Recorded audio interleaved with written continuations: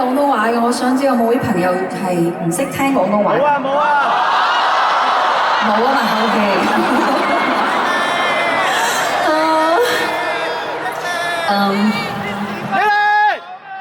咁係咪應承咗我哋哋會去下一站睇？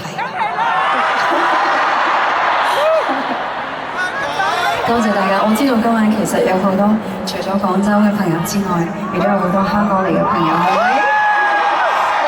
多謝，仲有我頭先見到成都嘅朋友，多謝你，我好快就會去成都㗎啦。然之後咧，嗰邊啊，梁永亮啊，你有冇睇到嗰邊有兩個牌係特登俾你㗎？喺度啊！因為今日大風大雨，所以佢哋用個膠遮住咗，我哋隔開咗。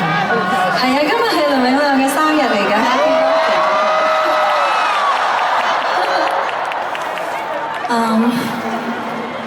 梁永亮咧係我咁多年嚟每一個演唱會嘅音樂總監。咁就其實我上一場演唱會有講過，原來今個月係我出道40年啦。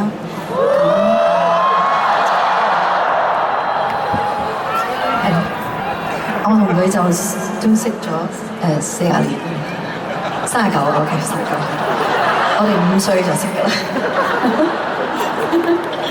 OK， 咁其實咧喺我出道嘅時候咧，我哋喺香港咧係所有嘅歌曲咧都係有好多都係外語歌去改編，當時就冇咩原創嘅作品。咁有好多係我自己中意聽嘅一啲英文歌啦，或者一啲日文歌啦。咁然之後咧就將佢改編咗。咁好多謝你哋會中意呢一啲歌。呢啲廣東歌喺我嘅音樂嘅歷程入邊係佔咗一個好重要嘅部分，亦都可以講話我嘅音樂起點係由廣東歌孕育出嚟嘅。咁所以多謝，所以今晚我想同大家分享呢一首，以下呢一首，希望你哋會知道係咩歌，希望你哋會中意。